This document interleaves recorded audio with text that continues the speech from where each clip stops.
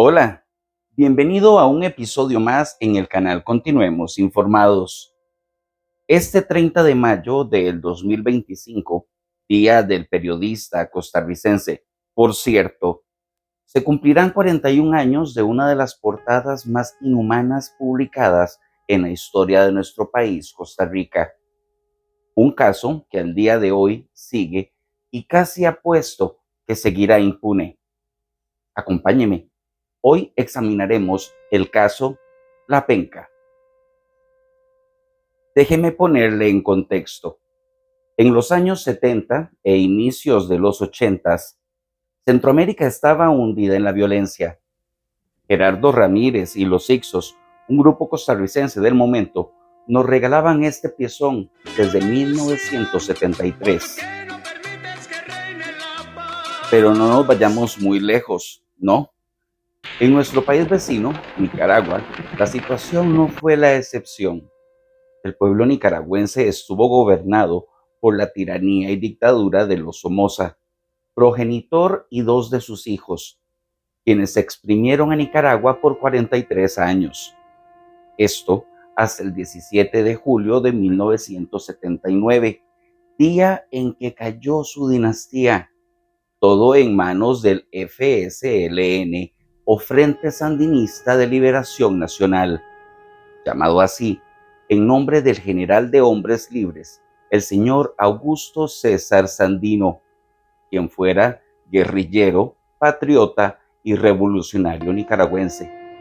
Como dato interesante, te cuento que Anastasio Somoza García, Somoza Papá, fue quien mandó a fusilar a Augusto Sandino la noche del 21 de febrero de 1934, pero fue el 22 de agosto de 1978 que Anastasio Somoza de Baile, Somoza segundo hijo, recibió un golpe bajo y mortal para su legislación.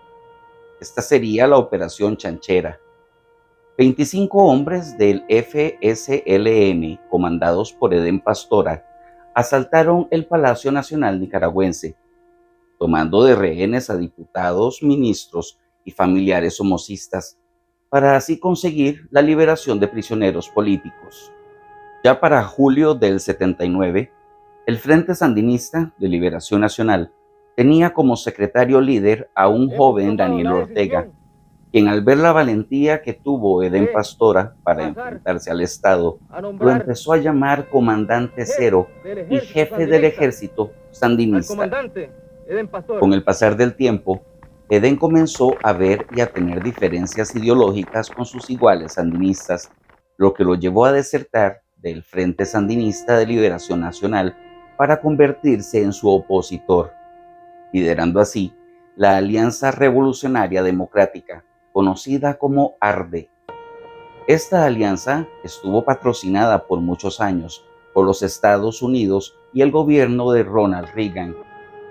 Para ese entonces, nuestro país tenía de presidente al señor Luis Alberto Monge Álvarez. Tenía un año de estar en la silla presidencial. Para mediados de 1983 y cerca de nuestra frontera con Nicaragua, este grupo contrarrevolucionario, el ARDE, tenía como objetivo derrocar a punta de arma al régimen sandinista, quien gobernaría Nicaragua desde 1979 hasta nuestros días. Pero mejor continuemos informados. El día 30 de mayo de 1984, periodistas nacionales y extranjeros habían sido convocados por el comandante Cero a una conferencia de prensa para así denunciar las presiones de la CIA y San José en contra de ellos. Edén Pastora quería que el mundo escuchara sus tribulaciones. El comandante Cero no había dado declaraciones desde ya hace varios meses. El sitio pactado fue la ribera norte del río San Juan, frontera con Costa Rica, en base La Penca. El señor Orión Pastora, sobrino del comandante, fue quien informó a la prensa en su momento de esta exclusiva imperdible.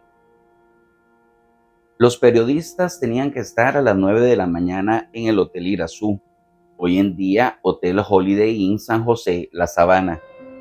Salieron luego del desayuno y se reunieron en Boca Tapada, frontera norte, alrededor de las 2 de la tarde, todos con rumbo a La Penca. Al parecer, era un total de 23 periodistas. Dicha conferencia estaría programada para el día siguiente, ya que llegarían de noche y necesitarían de luz para poder grabar. Recordemos que estaban en medio de la nada y en territorio nicaragüense. Los reporteros llegaron en 2 cayucos, o canoas hechas de madera, luego de pasar 1000 peripecias, desde lluvia o la inestabilidad que daba el cayuco, o hasta que uno de ellos perdiera el equipo de grabación, ya que éste se le había mojado. A su llegada, pasadas las 6 de la tarde, Edén Pastora los invita a un café, pidiéndoles que fueran a descansar, que la conferencia se daría al día siguiente. Pero usted sabe cómo se pone uno con un poquito de café. Si te gusta, obvio. Pero volviendo, ya con un poco de cafeína en el cuerpo, los periodistas se comenzaron a aglomerar. Edén Pastora, en medio de estos y sus preguntas, comenzó a hablar, ¿Cómo iniciando justifica así usted una el conferencia género heroico improvisada. Eran las 6:45. presiones sectores Al ser dentro del aproximadamente las partido 7:07 de la a noche, quedarse Rosita, cuenta una asistente que del dentro de los comandante, se partidos acerca como al dentro de la gentío alianza exaltado y le ofrece hay café en un sectores de jarro la plástico de derecha color y de la amarillo. izquierda. Edén ¿Cuál es la contestaba las urgencia preguntas de de los unir unos periodistas. Al con acercarse, contra Rosita otros? tropieza con un ¿Cuál es la estuche de cámara Canon urgencia de que unir estaba unos parado con bajo los pies de Pastora, antisandinistas? y este gran ¿Cuál es la estuche cae. urgencia? La Son las urgencia 7:10 de la tuvimos noche.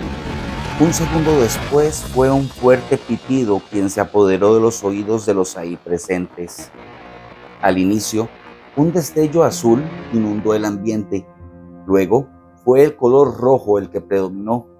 Nadie sabía qué estaba ocurriendo. Luego de ese color rojo incandescente, fue la oscuridad de la noche que reinó. Olía a quemado.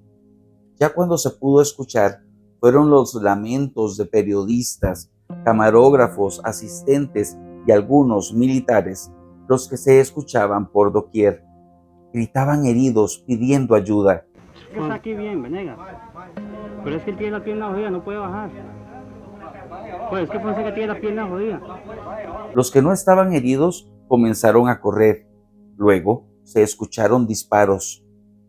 En medio de la confusión, 2 guerrilleros irrumpieron en el segundo piso de la choza donde estaban los demás heridos. Levantaron a Pastora en hombros y lo sacaron de la habitación. Edén había sufrido grandes e importantes heridas en ambas piernas. Como dato interesante, te cuento que a Pastora lo sacaron en una panga por la boca del río Sarapiquí, para luego ser llevado a Venezuela. Los demás heridos saldrían a contracorriente por la boca del río San Carlos horas después. Como spoiler, en la primera panga que salió con heridos para Ciudad Quesada, iba quien puso la bomba. Este iba muy mal herido, pero aún falta un poco para llegar ahí. Solo un bombillo iluminaba la escena.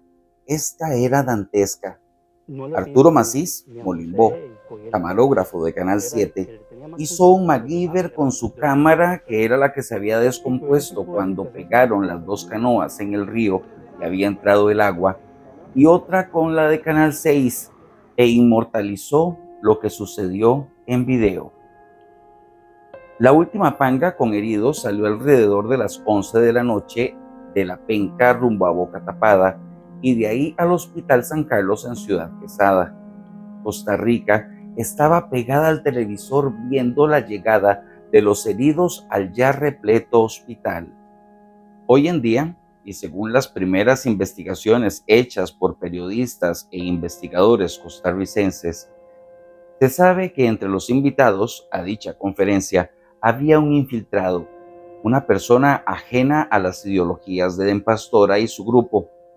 Este se había hecho pasar por periodista y decidió así poner un artefacto casero explosivo en la escena. Pero pasaron 6 días para que tanto la prensa escrita como televisiva revelaran el nombre del bombardero.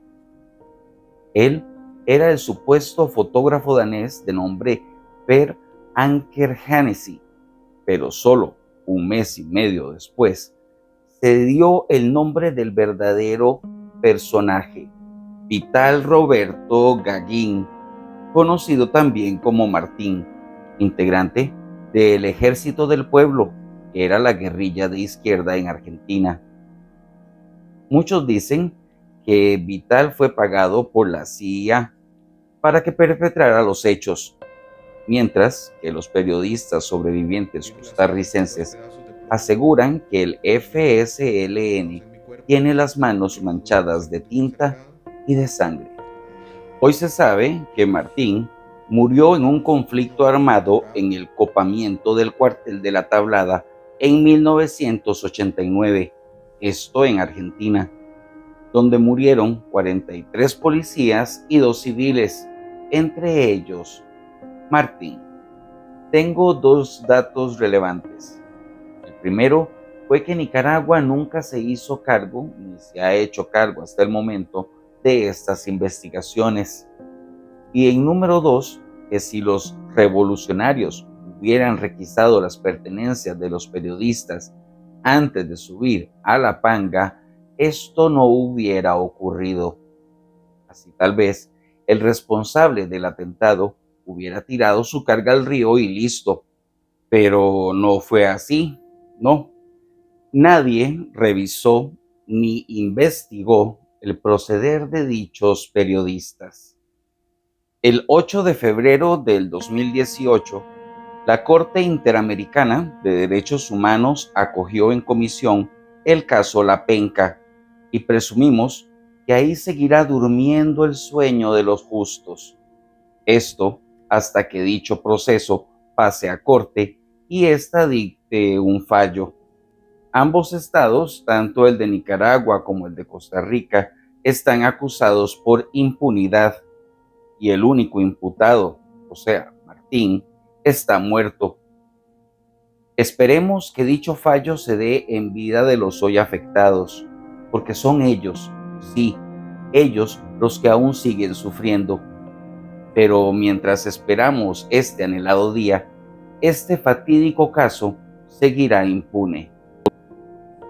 Vean ustedes que si las cosas estaban feas por todo lado, que el 1 de julio de 1981, solo 3 años atrás de este atentado, los periódicos anunciaban en primera plana la muerte de Viviana Gallardo a sus 18 años.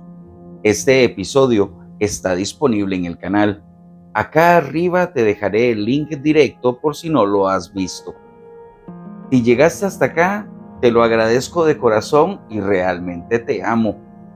Si no estás suscrito, te invito a hacerlo, ya que subo videos constantemente y te los estás perdiendo.